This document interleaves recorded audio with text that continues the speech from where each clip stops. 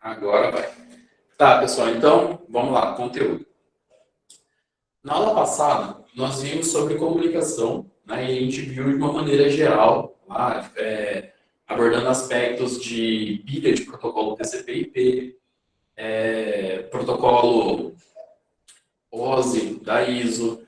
Aí nós vimos como que a gente poderia aplicar esses conceitos, né, saindo um pouco daquela visão de middleware entre camada de transporte e camada de aplicação, né, saindo um pouco dali e enxergando melhor a rede, né, vendo como é que essa rede ela poderia ser trabalhada, como poderia ser pensada e tudo mais. Beleza. Para hoje, a gente vai olhar alguns aspectos, tá, relacionados à parte um pouco mais prática, técnica, se é que a gente pode colocar assim, que é relacionada ao quê? Objetos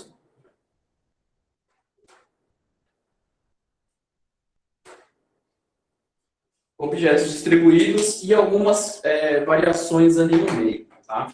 Então, a primeira coisa que a gente tem que pensar nisso tudo, né, nesse domínio de comunicação e tudo mais, é o que a gente está fazendo. Tá? Então, como que eu estou trabalhando, o que eu estou trabalhando, para que eu consiga ter uma solução, né, para que eu consiga usar algo que ele vai me fazer, ele vai me dar algum tipo de benefício lá. Tá? Então, a primeira coisa que eu tenho que olhar é o quê? É o meu problema. Tá? Então, eu tenho lá o meu problema, aí eu vou ver o seguinte, bom, desse meu problema, como que ele está implementado? Né? Qual a linguagem que ele tem lá? Então, o meu problema, eu vou olhar. Eu vou olhar a linguagem que foi desenvolvido, né, que o meu sistema está desenvolvido, e eu vou ver o que eu tenho disponível para isso. Tá? Ou seja, para fazer essa comunicação, né, para fazer com que ele consiga trabalhar de forma transparente ao usuário, né, que o usuário não tenha a percepção que ele está usando sistemas distintos em lugares distintos, e que esse sistema tenha um desempenho bom, tenha um desempenho desejado, né? Vamos colocar dessa forma, tá? Então, vamos olhar o seguinte. O meu problema é fazer com que dois sistemas, ou melhor, né, dois processos,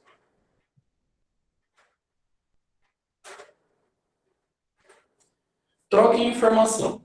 Então, eu quero que esses caras troquem informação, e aí eu quero, né, nessa troca de informação, eu quero fazer de tal forma, eu quero montar um esquema de tal forma, que o meu sistema seja escalável, né, que ele tenha a possibilidade de eu subir várias máquinas, ter uma certa distribuição ali no meio, né, da minha arquitetura e da minha infraestrutura, e fazer com que cada máquina, né, ou cada parte desse processo, ele tenha algum tipo de funcionalidade. Então, aí a gente parte para essa parte de objeto distribuído.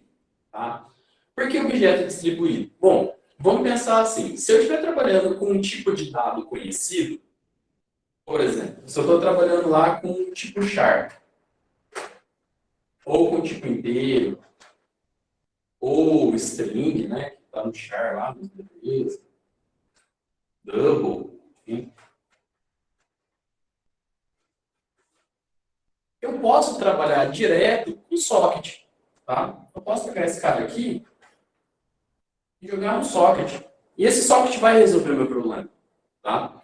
Por que ele vai resolver o meu problema? Porque esse socket aqui, é ele que faz a mágica.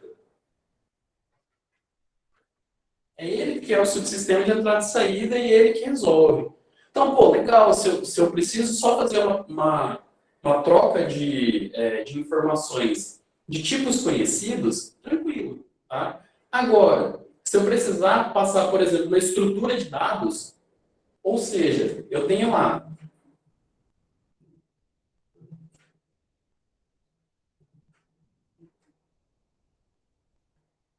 a máquina 1, a máquina 2 e a máquina 3.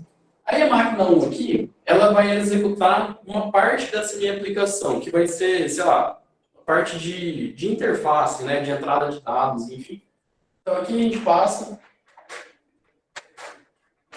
entrada de dados. E esse cara aqui, ele vai ser responsável por armazenar lá. Ele vai armazenar esse cara. E eu posso pensar de várias formas. Primeiro, eu posso passar essa entrada de dados como um formulário. Só que para eu passar ela como um formulário, né, se a gente for pensar assim, a gente foge disso aqui. Por que a gente foge dos tipos primários? Porque eu tenho que fazer um formulário. Né? Eu tenho que montar lá uma série de campos com IDs, parte editável, não sei o quê. Então, na verdade, eu tenho uma estrutura para esse form, né? Ele é estruturado aqui. E o socket, ele não foi feito para trabalhar com coisa estruturada. Né? Eu não consigo passar uma struct bonitinha lá, né? Uma coisa assim, bem de boa. Eu não consigo passar um form de forma muito tranquila no socket. Consigo fazer, mas me dá um trabalho violento. Então, se isso é complicado de fazer, via socket, eu preciso de alguma ferramenta que vai me auxiliar a fazer isso. Para isso, a gente tem lá RMI, RPC, Corba. Então, o que esse cara tá fazendo? Né? Qual que é a ideia dele? Ele está sendo implementado sobre um socket, tá? Ele tem o socket como base, está implementado em cima, para fazer troca de coisas, de informações, de tipos estruturados que estão fora do nosso padrãozinho lá do socket. Aqui tem binário também. Tá? Então, se eu fazer troca de binário com o socket resolve, que é uma maravilha. Tá? Decom também. A gente tem uma série de coisas aqui que a gente pode associar ali. Tá? O próprio WebSocket, que a gente consegue fazer, o Flask do Python, lá a gente consegue. Então, tem uma série de coisas aqui, mas vamos partir para os primários, se é que a gente pode colocar assim, tá? Para os básicos. Por exemplo, a RMI a gente quase nem usa mais hoje, está na literatura. Então, a ideia desses objetos distribuídos é fazer isso, é fazer com que eu tenha uma forma de trocar informação entre duas máquinas aqui, informação estruturada, tá? De forma transparente e simples para quem está programando. Tá? Então, essa é a ideia básica aqui dessa parte de objetos distribuídos. Só que nem tudo a gente vai conseguir com objetos distribuídos. Tá? Então, voltando à questão do nosso problema,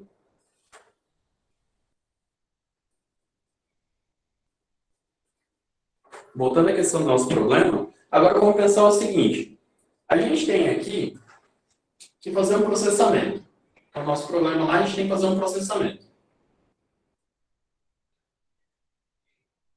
E esse processamento, o que a gente está se valendo? Tá? A gente está se valendo do seguinte. Ao invés de eu ter 3 máquinas aqui, né, eu tenho 3 máquinas que podem executar, eu tenho 100 máquinas. Eu tenho 100 máquinas. Eu falo, pô, se eu tenho 100 máquinas, seria muito legal se eu conseguisse usar o processamento dessas 100 máquinas. Né? Seria muito interessante isso. Só que nem todo o problema que eu tenho, eu vou conseguir particionar ele, tá, em 100 instâncias e fazer essa execução em 100 instâncias e ter um retorno. Também, se o meu problema for algo relacionado especificamente ao processo, vamos lá, um processamento de imagem, um processamento lá, um cálculo de sequenciamento de DNA,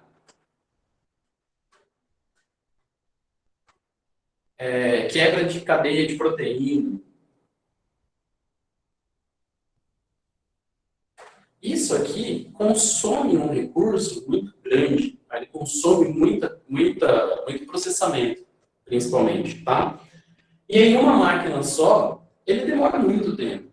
Então, se a gente tem 100 máquinas lá, o que a gente pode fazer? A gente pode usar um API aqui, tá? E aí, com esse MPI, a gente consegue melhorar essa troca de informação. Aí alguém vai falar assim, pô, por que a gente não usa tudo MPI, então, logo, né? Porque, pô, parece que é simples, né? A gente usa MPI, você vai lá e fala assim, ó, carrega MPI. E aí você carregou o MPI e pronto, ele já está... Não, o que a gente precisa fazer? A gente precisa olhar aqui, ó, para esse cara, o código, né, o código-fonte, e aí fazer o quê? Fazer a paralelização ou a concorrência desse código. Então, eu já falei isso para vocês lá, acho que na primeira aula, quando a gente estava falando qualquer coisa lá de processo, tá? Então, ó, digamos que todos esses caras aqui, eles têm uma lógica matricial, tá? Então, todos eles estão lá em matriz, bonitinho, né, com seus dados mapeados em matriz. E aí, o cálculo deles envolva álgebra linear, ou matemática elementar, eu não lembro onde o cálculo de matriz está inserido ali. Que você vai precisar fazer o quê? Você vai pegar esse cara aqui, você vai associar ele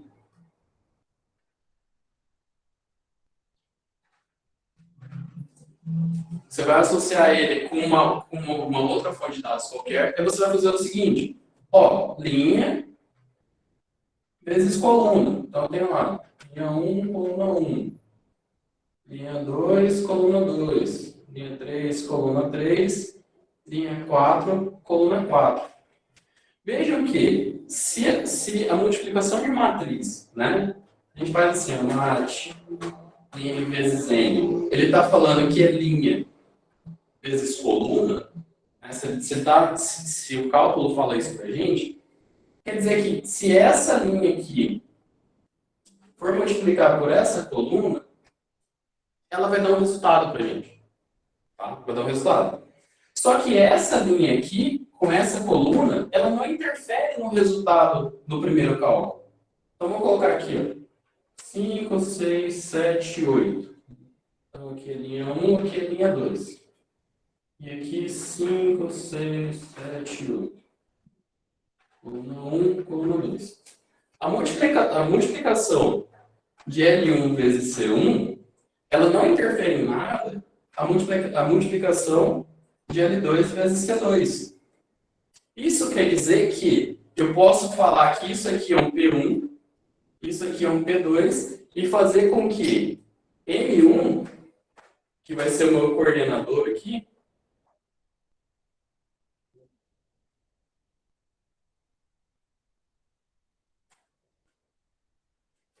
ele distribua o que? P1 para cá, P2 para lá. Tá? E ele faz o que? P1 processa, devolve aqui. Resultado de 1. Posso continuar? Não, não posso. Por quê? Porque eu preciso de P2. Terminou o P2, opa, agora tem o R2 aqui e tricério. Então vejam, não é só colocar lá, chamar o MPI e está tudo certo. A gente precisa olhar o código, olhar o que pode ser feito de forma paralela, olhar o que pode ser feito de forma concorrente, tá? Ou seja, fazer toda uma releitura, uma reestruturação de código, tá? Quando a gente vem para esses caras aqui, RMI, RPC, Corba, o que a gente está fazendo? A gente está olhando a programação dele lá, que é orientada a objeto, né, uma linguagem OO, ele está falando o seguinte, olha, se eu tenho uma classe, e essa classe tem N métodos, eu não preciso reescrever a classe, eu não preciso reescrever o método. Eu preciso só pegar isso aqui e distribuir pelo que eu tenho. Então, vejo que as formas elas são diferentes. Tá? Isso tem que ficar claro para vocês. Tá bom? Uma outra questão que eu vi foi o seguinte. Ainda a relação de MPI. Né? Então, você tem lá MPI e Solid. Eles falam assim, não, porque o MPI é muito mais fácil para você fazer a troca de informação, para processamento e tudo mais. O socket é mais difícil, não sei o quê. Pessoal, não existe, tá? Não existe uma tecnologia que faça comunicação entre duas máquinas que não use socket. Tá? Simplesmente não existe, tá bom? Então, toda e qualquer troca com MPI, com RMI, RPC, Corba, WebSocket, Web Service, a própria página web, tudo roda em cima do socket. Tá?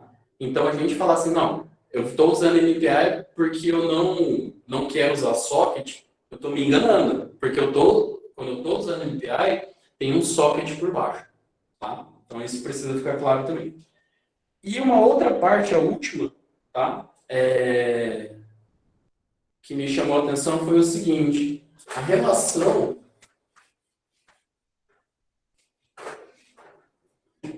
de QoS e QoE. Tá? Então, QoS e QoE. Quando a gente fala em QoS, a gente está falando em coisas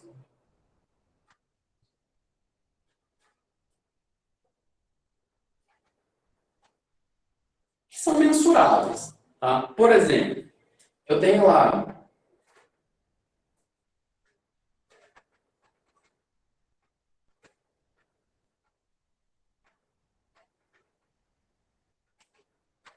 Eu tenho uma máquina de um lado, eu tenho uma máquina do outro, eu tenho uma rede do meio. Eu consigo mensurar, por exemplo, qual que é o RTT da minha rede. Eu consigo fazer isso, tá? Galera que joga aí, né, que está mais por dentro dos jogos, chama isso aqui de ping. Então, minha rede está com ping baixo, pô, então tá boa. Minha rede está com ping alto, então tá ruim. Na verdade, o RTT da rede, o tempo de viagem dela, tá baixo ou tá alto, tá? Isso a gente consegue medir, tá? A gente consegue mensurar isso. Então, a gente consegue tempo, a gente consegue mensurar perda, consegue. A gente consegue mensurar atraso.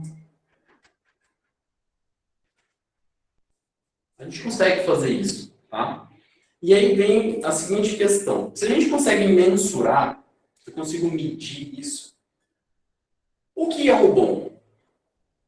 E aí a gente entra numa questão que a gente precisa ficar meio esperto, que é o quê? Tanto o QoS quanto o QoE, eles são subjetivos os dois. Por que eles são subjetivos os dois? Ó, vamos pensar assim. Vou fazer uma pergunta para vocês. Vamos lá.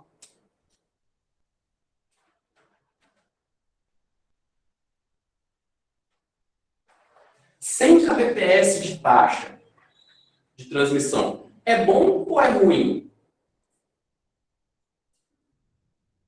E aí, quem se habilita? Depende. Depende.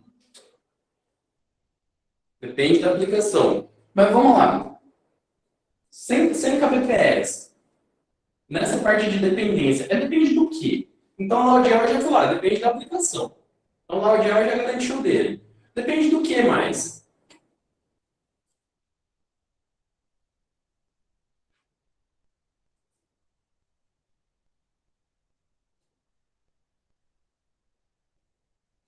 Aí o Wagner falou, se for para rede IoT, sensor também seria bom. Aí o outro Wagner falou o seguinte, depende do que vai ser transmitido. Aí o João Ernesto falou, depende da quantidade de usuários simultâneos. Então vejam que 100 kbps, e algo que eu já medi, né, eu já consegui mensurar, ele é dependente, né, ele depende lá de usuário, ele depende do que é transmitido, ele depende do cenário que ele está, da aplicação, depende do ping, do jitter, falou o Jason lá. Então, pô, tem muita dependência, né, quando a gente está falando nesse 100K. Agora vamos olhar o seguinte, vamos pegar o mesmo 100K aqui.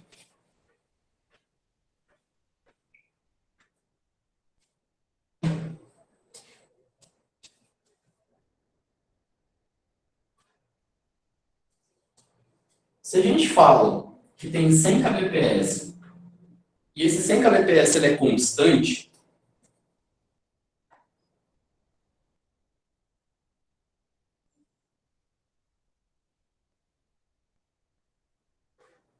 se a gente fala que ele é constante, que a minha rede sempre vai garantir isso, eu, como estudante de sistemas distribuídos, eu falo que isso é bom. Tá? Para a maior parte das aplicações, isso é bom. Aí alguém vai falar assim, o professor está batendo pino já. Por que eu posso falar que isso é bom? Se eu garanto que 100 kbps sempre vão estar disponíveis, eu não preciso me preocupar com a rede. Eu preciso me preocupar com a aplicação. Ou seja, eu posso usar lá, e aí quem assistiu a aula e tudo mais, né? Se eu estou falando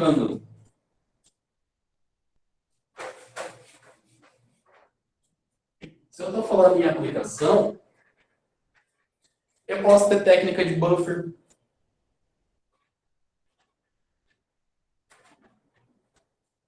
Eu não vou precisar me preocupar com jitter.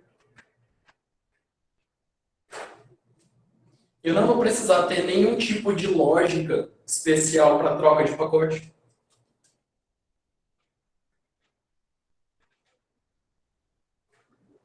Por que eu não vou precisar fazer isso? Tá? Por que eu não vou precisar me preocupar com nada disso? Se a gente vai trabalhando com TCP, o TCP a gente fala que ele a troca de informação, né? Ele parte, ele tem o nome da técnica é partida lenta. Então ele pega e faz o seguinte: ele manda um pacote. Se um pacote for confirmado, ele manda 2 pacotes. Se 2 pacotes forem confirmados, ele manda 4 pacotes. Tá? Até quando? Até quando ele alcança um limiar qualquer de banda. Tá? Então ele vai aumentando, aumentando isso de forma exponencial aqui. Tá? E a hora que ele chega nesse limiar aqui, quando ele chega aqui, ao invés de ele continuar exponencial, ele passa a ser linear. Ou seja, se a gente chegou aqui no limite de, sei lá, 1024 pacotes por linha, o próximo envio vai ser 1025. E o próximo envio vai ser 1026. Tá? Então, a lógica do TCP é essa. Tá? Ele vai buscar um limiar qualquer, e ele acha esse limiar e ele fica linear até conseguir transmitir tudo. Beleza? Então, ó, se a gente tem essa capacidade aqui, né, de mandar pacotes e tudo mais, que vai chegar no limite lá, a gente pode usar a equação de Nyquist, por exemplo, para ver o seguinte.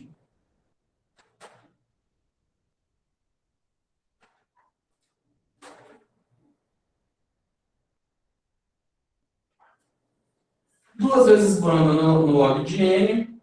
Isso aqui a gente vai falar que é constante. Tá? A gente vai falar que o meio não está mudando aqui. Vezes log de n2, onde esse n aqui é que é a minha variação. Só que esse meu n aqui, a gente vai achar um número ótimo para ele. Porque aqui a gente vai estar no limite lá de 100 kbps. Então eu acho esse n, e esse n vai ser mantido por um bom tempo. Tá? Então, se eu consigo garantir isso, eu posso usar a técnica de buffer, caso eu esteja fazendo uma reprodução de vídeo, por exemplo. Tá? Só que aí o tamanho do meu buffer tem que ser muito maior do que um buffer com uma taxa grande. Tá?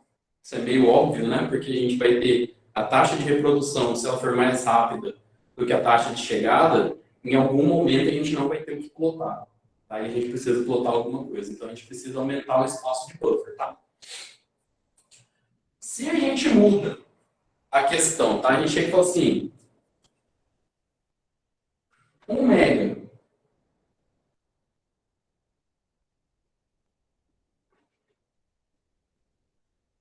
1 megabit por segundo de taxa é bom ou é ruim?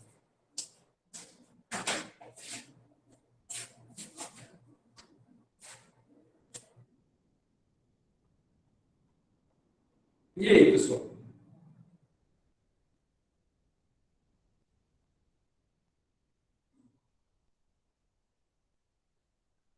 No contexto, o load é bom.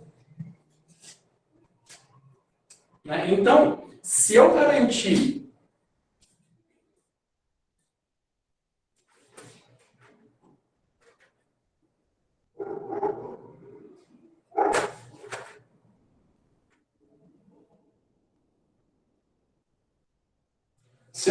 que esse meu 1 megabit, ele vai...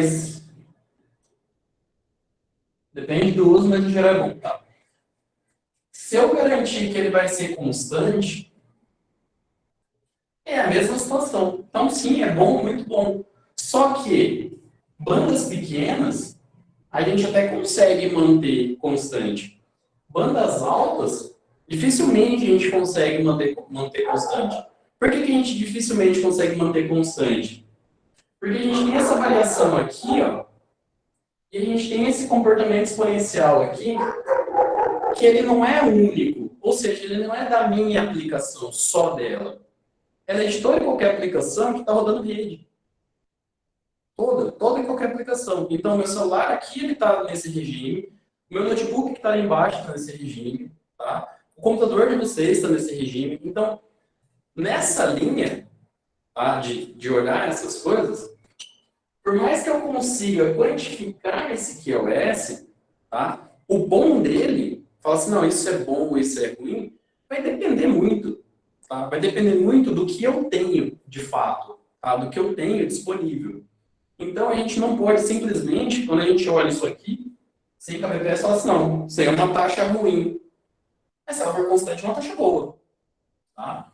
Da mesma forma, falar, não, 1 megabit por segundo é muito bom. Mas se ele começa aqui, aí aqui ele estoura o limiar lá e dá congestionamento. Se der congestionamento aqui, essa banda de 1, ela vai cair para cá. Para tentar voltar para cá. Então, veja, ele pode começar aqui, alcançar esse cara muito rápido, mas se ele der congestionamento, ele cai aqui. Ele caindo aqui, ele precisa retornar para cá. Se a gente trabalhar com... Continuar no pior das hipóteses, né?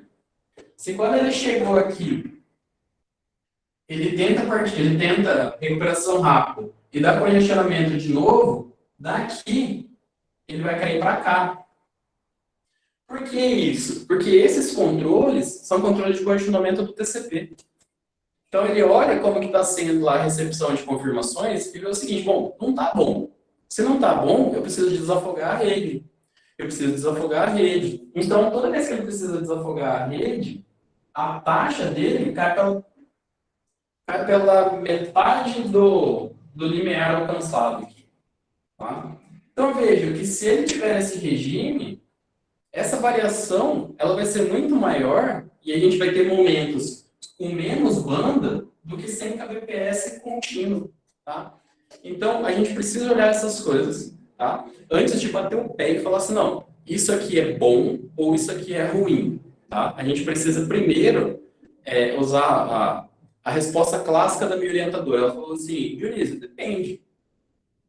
Eu falo, não, professor, mas isso aqui é ruim. Ela falou assim, não, depende. Qual que é a aplicação? Qual que é, qual que é a quantidade de usuários, por exemplo? Tá? Então, essas questões, elas precisam ser levadas em consideração. Tá? Então, QoS é subjetivo. Por exemplo, fugindo só um pouquinho, tá? Da linha rede específica. Segurança. Segurança é QoS. Segurança é QoS. Só que essa segurança aqui, o que é seguro? Né? O que eu posso falar assim, não, isso aqui é seguro? O site do Banco do Brasil, por exemplo, ele é seguro? Depende. Né? E aí vai depender do quê? Vai depender mais do usuário do que da própria implementação das políticas de segurança do Banco do Brasil. Tá? Então, vejam que quando a gente fala de QoS, ele é subjetivo. Tá? E quando a gente fala de QoE, ele é mais subjetivo ainda. Deveria ser seguro, né, Thalita? Só que aí vamos pensar o seguinte, ó. Esse exemplo é um exemplo que toda aula de segurança que eu dou, eu gosto de usar, porque é muito bacana. Você vai lá, desenvolve um sistema de RSA para troca de chave, com criptografia de, sei lá, 1024 bits, com a chave que precisa ser alfanumérico, com caracteres especiais, você precisa de todo esse aparato, tá? A troca da informação entre o solicitante e o solicitado é feita criptografada, mas então tem todo esse aparato de segurança. Aí o seu usuário vai lá, faz o cadastro, tudo, instala os módulos de segurança e não sei o que e tal. Ele anota a senha num papelzinho e deixa no monitor. Adiantou alguma coisa você fazer uma política de segurança violenta se o seu usuário não colabora? Não, entendeu? Então, quando a gente fala em segurança, tá, para QoS, ele está muito mais focado na experiência de quem está usando do que na forma como o sistema como um todo. Cultura também, Diego. Tá? Então, assim, por que ele está muito mais focado na experiência do que no sistema? Usa a mesma senha super complexa, mas que já foi vazada também. Né? Você usa lá no LinkedIn lá, que já vazou umas quantas vezes. Não ajuda, né? Então, assim, mas vamos pensar nessa questão, não dos vazamentos, mas vamos olhar no do usuário mesmo, tá? Vamos focar no usuário. Se você treina o seu usuário, você chega e fala assim, ó, você tem o sistema aqui e você não pode deixar ele logado. Ah, mas roubaram a senha do meu Facebook. Cara, o cara tá lá, ele fala assim, ó, me empresta o celular, então vou acessar meu Facebook aqui, isso aqui e tal.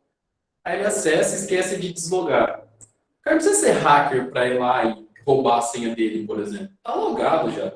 Então, o mínimo que ele tinha que fazer lá é deslogar. Tá? Então, a forma como o usuário interage com o sistema, ele é muito difícil, sabe? Tipo, é muito complicado de você generalizar para a segurança e falar assim, não, a segurança é ruim. Mas a segurança é ruim em que sentido? Do usuário não saber usar? Sabe? Então, essa experiência é difícil de quantificar. Esse exemplo de segurança ele é ótimo para aquilo aí. Tá? Mas tem outros. Você faz lá, você tem um sistema qualquer, né? Qualquer sistema aí. E aí, o seu sistema ele é rápido, tá? Ele é eficiente no uso da rede. As transações acontecem de forma muito tranquila, né? Você consegue usar bem e tal. Só que aí, o usuário, né, faz lá todas as operações dele e ele não acha alguma coisa. Por exemplo, ele não acha o botão de enviar lá, ou ele não acha onde que vai para salvar. Enfim, ele não acha algo do sistema, como do sistema, né, conjunto de interface, interação humano-computador, nessa parte do sistema, né? E ele avalia o sistema como um sistema que não foi bom. Então, assim, o sistema não foi bom, né? A usabilidade desse sistema legal colocado, a usabilidade é ruim. Mas veja, a parte de usabilidade, ela está desassociada à ideia do sistema distribuído. Porque o que a gente está olhando no sistema distribuído? Né? Qual que é o nosso foco? O nosso foco é que o nosso sistema seja transparente ao usuário em quantidade de recursos e em localização geográfica. É isso que a gente tem que resolver. Ah, mas se o sistema vai ser amarelo, vermelho, preto, com retângulo, bolinha, isso não é responsabilidade nossa. Sabe? Não tirando o corpo fora, mas não é responsabilidade nossa. Por quê? Você tem o pessoal lá do UX, né? Exato, lá que ninguém mandou. Tem a galera do UX, você tem a galera do UI, você tem a galera do IHC, de forma geral, né? Que vai estudar lá tipo de público, não sei o que e tal. Então vejam que essas questões de experiência, elas permeiam o que a gente faz, né? Elas de certa forma permeiam, igual no vídeo lá do João, né? Ele fala assim, você faz uma chamada pelo Skype, ou uma chamada pelo WhatsApp, né? Pelo Google Meet e tal. Aí ele fala assim, você fez sua chamada tranquilo, lá e tem as estrelinhas, não sei o quê. Tem gente que classifica ali, né? Ele fala assim, bom, a minha chamada foi boa, mas ela poderia ter sido melhor se eu tivesse sei lá, um plugin aqui no Meet para eu conseguir espelhar a minha tela, tanto a câmera da frente como a câmera de trás. Eu só, pô, mas o sistema funcionou, né? Você conseguiu falar, você conseguiu enxergar, você conseguiu ver a apresentação, o áudio estava claro, o vídeo estava nítido. Então, essas questões, elas são questões relacionadas ao sistema. Eu não achei onde vai no botão para gravar quando eu uso o celular. Pô, isso aí é interface, sabe? Isso é um problema de onde colocaram os botões. Por que não colocou como botão principal, por exemplo? Mas isso não tem muito a ver, tá, com a arquitetura do sistema e com a rede que esse sistema está usando, tá? É o que o desenvolvedor colocou lá escondidinho e falou assim, vai ficar aqui e pronto, tá? Sim, Thalita, o bom desempenho ele faz parte da experiência, mas veja, o ponto que eu estou colocando aqui são, às vezes, funcionalidades que eles estão fora do desempenho. Tá? Então, como assim fora? O tempo de resposta da sua aplicação ele é muito bom, tanto em processamento quanto em rede. Tá? É um tempo razoavelmente bom. A rede caiu em algum momento, mas ele tinha tolerância falha e tal, o usuário não viu. A aplicação travou em algum momento, mas aí ela se recuperou. Tá? Então, tudo isso aconteceu. Só que o usuário vai lá e ele não acha o checkbox lá para falar que leu o termo de contrato. Isso não está relacionado com o desempenho, de fato, né? Está relacionado com a forma, como foi colocada a interface, sabe? E assim, o cara que desenvolveu o sistema por baixo, o back-end da coisa ali, né? Se é que a gente pode colocar assim, não foi ele que desenvolveu a parte de interface. Tipo, ele nem olhou para a parte de interface. Ele só garante o seguinte, o sistema está rápido, tá? Ele está escalável, ele está tolerante a falha, enfim, ele funciona, tá? É nesse sentido, tá, Thalita?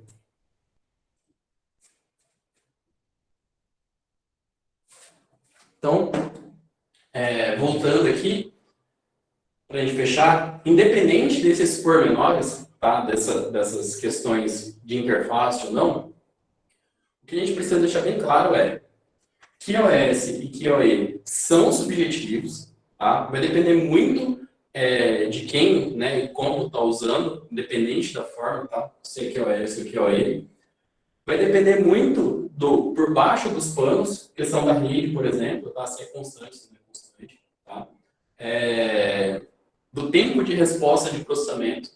Então, se você está usando bem o seu multicore, ou se não está usando, tá? Enfim. E o QoE, essa experiência, né? Como que a gente mede a experiência, por exemplo, do usuário em relação à rede? Aí a Thalita colocou ali, o desempenho ele faz parte da experiência do usuário. Sim, você está lá no e-commerce, você quer fazer uma compra, qualquer que seja. E aí você vai clicar lá no carrinho, ele dá timeout. Aí você vai clicar para buscar, ele dá timeout.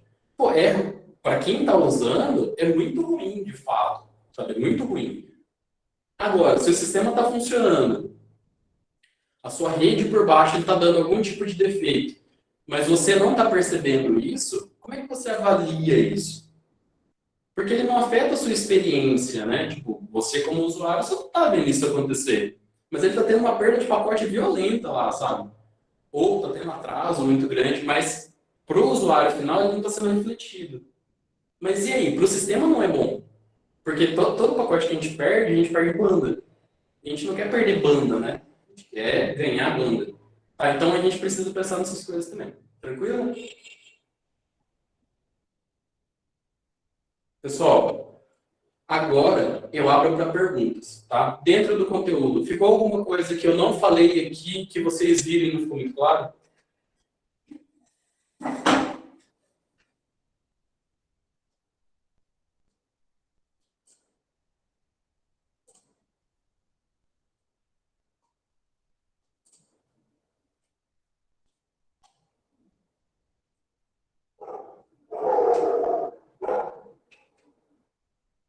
Repassadores, tá? Thalita, a ideia de repassador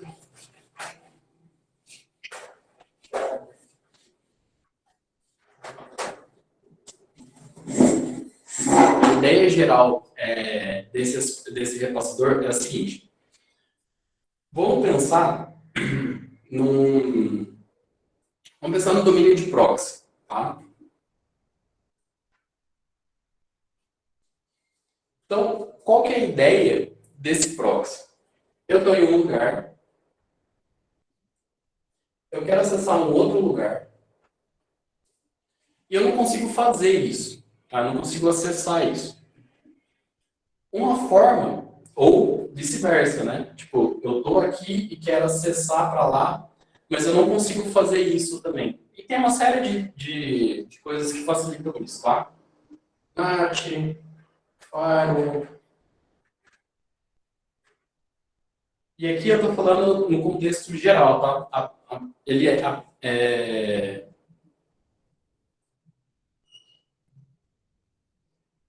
qualquer coisa, Renato, que você fizer comunicação de um lado para o outro, ele usa socket, tá?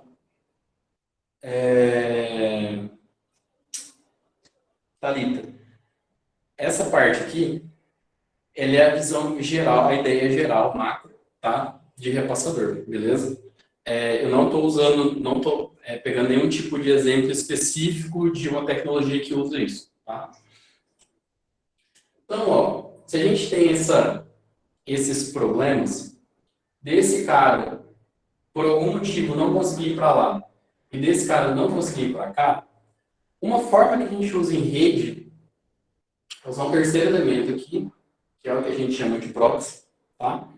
E a gente faz o seguinte, a gente joga a conexão para cima, ou seja, da minha máquina, tá? Da minha LAN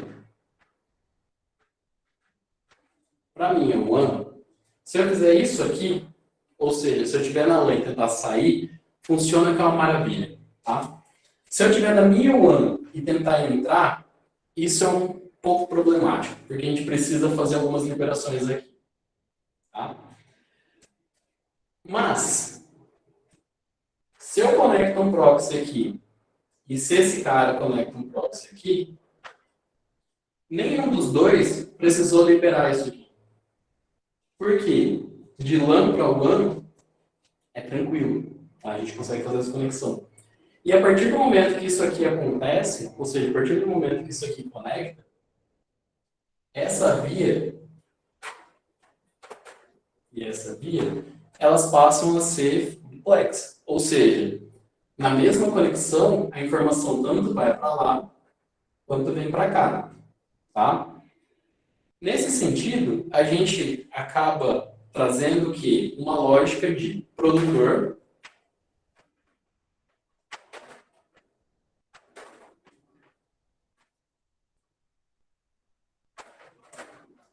consumidor.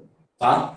E nessa lógica de produtor-consumidor, que tem na literatura várias abordagens a respeito, qual que é a lógica dele? Alguém produz e armazena, alguém vem aqui e consome isso. Tá? Se diminui os gargalos das mensagens, depende. Tá? Por exemplo, quem usa esse tipo de sistema aqui é o Skype. O Skype usa essa lógica aqui de produtor-consumidor, tá? Só que lá no Skype, ele chama isso aqui, esse produtor-consumidor, de relay. Mas é a mesma lógica, tá? eu não consigo configurar o meu NAT, meu firewall aqui, eu faço com que a minha máquina converse lá com um servidor, um SuperNode Skype, e eu faço com que esse cara converse com um SuperNode Skype. Pensando em gargalo, tá? Gargalo, normalmente esses caras aqui, ele tem uma capacidade elevada, tá? Tem uma capacidade de processamento alta. Nesse domínio de proxy e nesse domínio de relay. Quando a gente fala, por exemplo, em e-mail, ou qualquer outra coisa que seja offline, ou possa ser offline, a gente não tem muito essa lógica de quem tá no meio ali ter uma capacidade muito alta, tá? Por que que a gente não usa essa lógica? Porque a gente vai fazer o seguinte, a gente vai produzir e vai armazenar lá na caixa de correio. Então, se o cara tiver limite na caixa de correio, fica lá. Quando tiver disponibilidade, ele vai lá e pega, tá? Ou seja, vai lá e lê, tá? Então, a ideia desses repassadores, tá? A ideia geral dele é quebrar algum tipo de limitação, tá? Então, para a rede, de forma geral, a gente quebra essas limitações de conectividade, tá? Fazendo essas gambiarras aqui. Porque isso aqui é gambiarra, tá, gente? Para algumas aplicações como Skype, a gente também faz isso, tá? Para aplicações... Deixa eu pensar.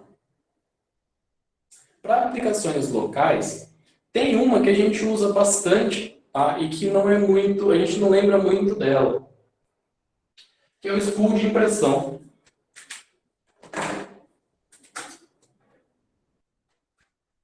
O spool de impressão ele faz a mesma atividade.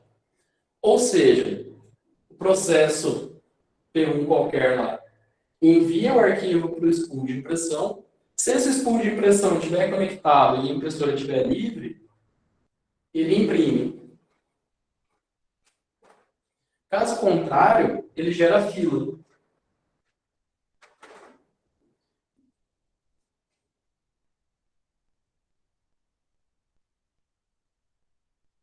Sim, a gente consegue escalonar, Thalita. Veja, se a minha necessidade, tá? Uhum, eu entendi. Se a minha necessidade aqui de processamento, por exemplo, se eu precisar aumentar, eu só preciso colocar mais um aqui e ligar aqui. Tá? É simples de fazer. Tá? A mesma coisa do Skype. Você entra mais um nó, ele joga para o supernó e está tudo tranquilo. Tá? Aqui, no spool de impressão, essa parte de gerenciamento não funciona muito porque a gente só tem um e não dá para escalar. Tá? Mas essa escalabilidade, né, de gerenciamento de fila de mensagem e tudo mais, ele é muito fácil da gente aumentar aqui. Tá? É só por recurso.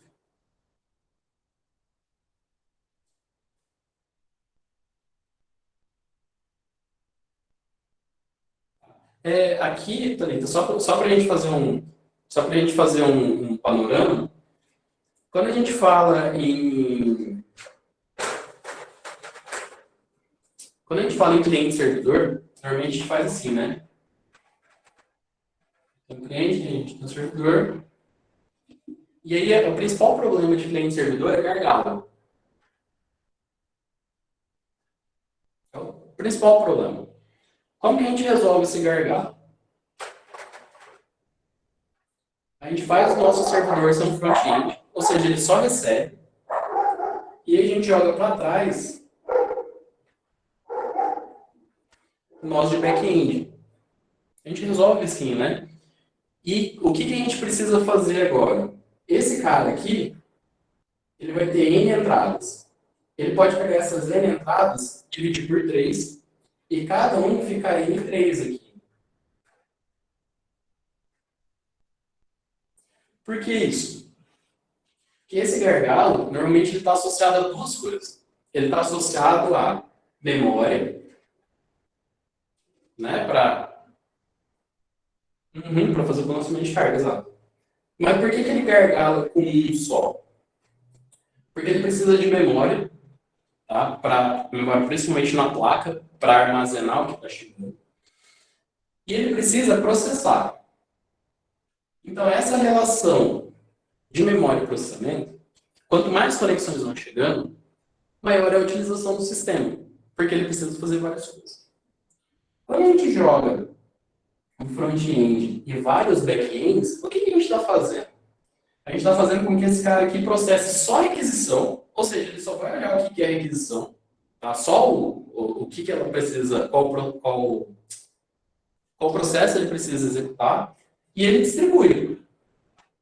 E a partir do momento que isso aqui começa a ficar cheio, começa a ficar lento, como que a gente resolve? A gente põe mais um aqui. Tá? E aí o que a gente precisa fazer? Precisa notificar aqui que tem mais um e instanciar aqui o serviço, né? Senão não funciona. Não adianta só colocar máquina, tá? Mesma coisa aqui, e assim a gente consegue escalar isso, tá? Então fica mais fácil, tá? É a mesma ideia, tá? Então, o que a gente faz normalmente? A gente usa essas ideias e implementa onde o problema é micro, mas de forma macro ele é parecido com isso. É a ideia de repassador, por exemplo. Que é a ideia, a mesma ideia quando a gente usa o web service. Então a gente consegue fazer a mesma lógica proxy, a mesma ideia de um proxy aqui com serviços, tá? A mesma lógica de produtor-consumidor com serviço, só que agora a gente está olhando para uma outra dinâmica. Tá? A gente está olhando lá, por exemplo, um cara que ele quer um serviço, ou ele quer um resultado qualquer, e ele não tem esse serviço para fazer esse resultado. Ele busca quem tem, acha os resultados e tem um retorno. Vai atrás de quem produziu isso, de quem disponibilizou, e consome. É a mesma lógica. Tranquilo, Thalita?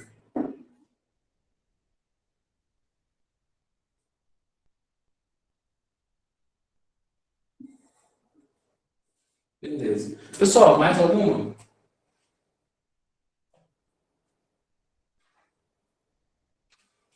Tá, então, ó, só para a gente reforçar, tá? O Diego pediu para eu liberar lá a revisão das questões para vocês estudarem. Eu vou fazer isso. A nossa avaliaçãozinha da parte teórica, ela está marcada para o dia 6. Tá? Então, a última parte de conteúdo, né, de parte teórica, vai ser tolerância a falhas, bem de boa. E aí depois, pessoal, a gente vai passar por tendências lá e as apresentações. Seria interessante que vocês começassem a trabalhar nas apresentações de vocês, tá? Quem vai trabalhar com sistemas distribuídos ou com alguma coisa de sistemas distribuídos, já pode ir pensando isso, pro artigo, Diego, isso aí. Então, como que vai funcionar? Vocês vão apresentar, vocês vão ter 15 minutos para apresentar, de forma geral, o que é o problema de vocês, ou o que vocês pretendem pesquisar. Então, essa apresentação vocês vão fazer para todo mundo. Vocês vão falar, ó, meu trabalho é isso, tal, enfim, né? Pode, Thalita, pode fazer isso. O ideal, tá? O ideal, pessoal, é que vocês consigam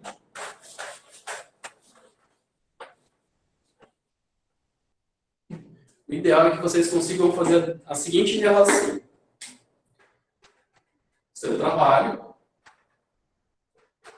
mais sistema distribuído. Esse é o ideal. Tá, professor, o meu trabalho, ele não envolve diretamente sistemas distribuídos. Ele poderia envolver se fosse uma determinada linha de pesquisa, uma outra linha de pesquisa, enfim.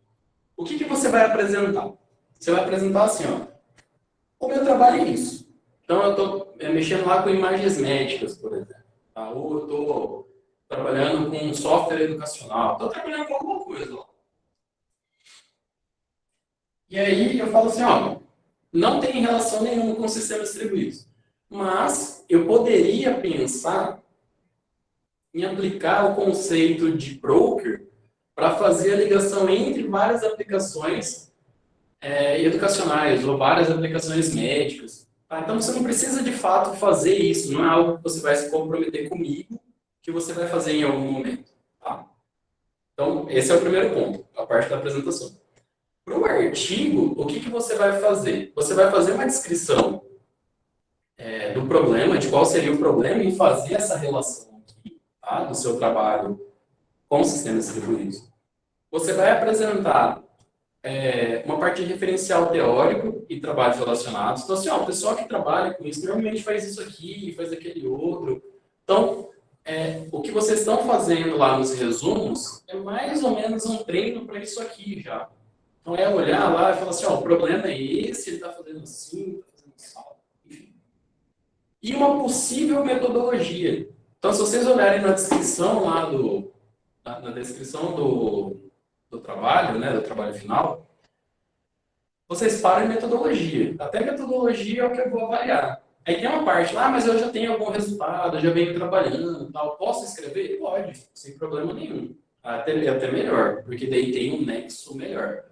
Mas se quiser parar em metodologia, tá perfeito, tá, gente? Então, é mais para a gente exercitar essa questão de identificar um problema, mostrar na literatura como esse problema é trabalhado, né? Qual que é o estado da arte do problema, e uma possível solução para isso. Então, a última parte, ele vai ser um artigo. Vai ter algum direcionamento para publicação? Olha, Diego, se você quiser continuar, né, se você achou o tema interessante, ou se de fato está relacionado ao seu trabalho e quiser levar isso para o seu orientador, cara, é livre. Tá? É livre, é uma escolha sua. Tá? O meu papel como docente, né, como professor da disciplina, é exercitar algumas coisas em vocês.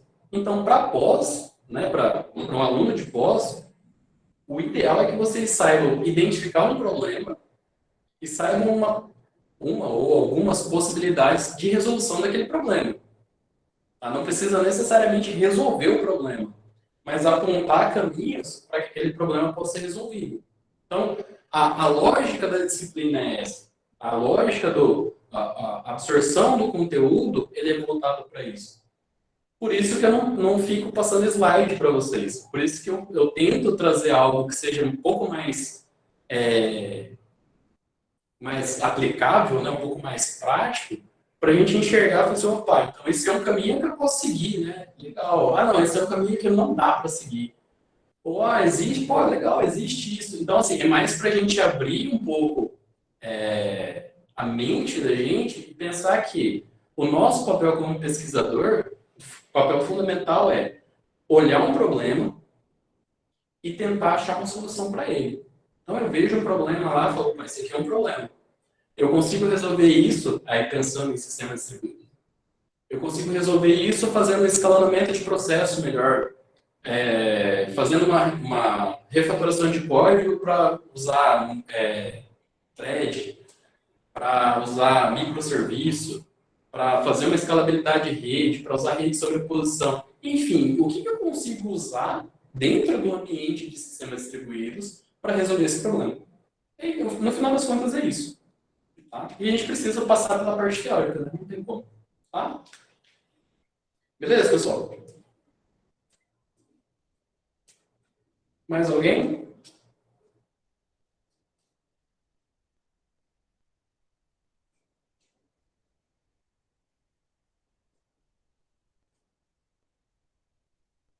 Jóia. Então, não tendo questionamentos mais, boa noite para todo mundo, bom descanso.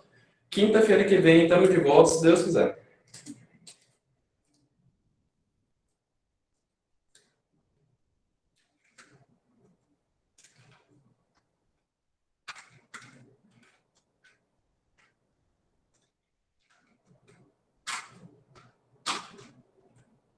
Tchau, tchau, tchau. Boa noite.